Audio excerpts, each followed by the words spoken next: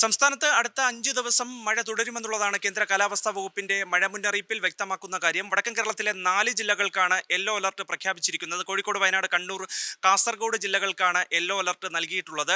ഈ ജില്ലകളിൽ ഒറ്റപ്പെട്ട ഇടങ്ങളിൽ 64.5 മില്ലിമീറ്റർ മുതൽ 115.5 മില്ലിമീറ്റർ വരെ മഴ ലഭിച്ചേക്കാമെന്നുള്ളതാണ് IMD മുന്നറിയിപ്പിൽ വ്യക്തമാക്കുന്ന പ്രധാനപ്പെട്ട കാര്യം.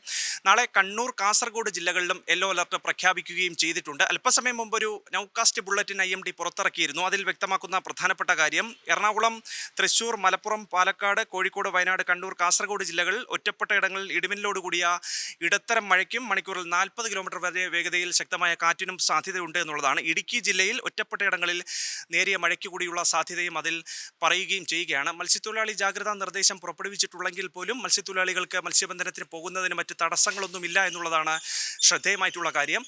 കേരള, കർണാടക, ലക്ഷദ്വീപ് തീരങ്ങളിൽ മത്സ്യബന്ധനത്തിന് മത്സ്യത്തൊഴിലാളികൾക്ക് പോകാം എന്നുള്ളതാണ് അറിയിപ്പിൽ വ്യക്തമാക്കുന്ന പ്രധാനപ്പെട്ട വിവരം. ഏതായാലും അടുത്ത നാളുകളിൽ മഴയുണ്ടാകും. പക്ഷേ ന്യൂനമർദ്ദ പാത്തിയുടെയും ചക്രവാത ചുഴിയുടെയും സ്വാധീനം അത് ഒരു പരിധിവരെയെങ്കിലും പൂർണ്ണമായും വിട്ടകന്നിട്ടുണ്ട് എന്നുള്ളതാണ് ഈ മഴ മുന്നറിയിപ്പുകൾ പരിശോധിക്കുമ്പോൾ വ്യക്തമാക്കാൻ കഴിയുന്ന വിവരം. പക്ഷേ വടക്കൻ കേരളത്തിൽ ഒറ്റപ്പെട്ട ഇടങ്ങളിൽ ശക്തമായ മഴ തുടരും. അത് നഗരമേഖലകളിലും മലയോര മേഖലകളിലും അങ്ങനെ തന്നെ ആയിരിക്കും എന്നുള്ളതാണ് ഏറ്റവും പ്രധാനപ്പെട്ട വിവരം. ഇടിമിന്നലോടുകൂടിയ മഴയ്ക്കും മണിക്കൂറിൽ 40 കിലോമീറ്റർ വരെ വേഗതയിൽ ശക്തമായ കാറ്റിനുള്ള സാധ്യത കൂടി ഈ ജില്ലകൾക്ക് നൽകുകയും ചെയ്തിട്ടുണ്ട്.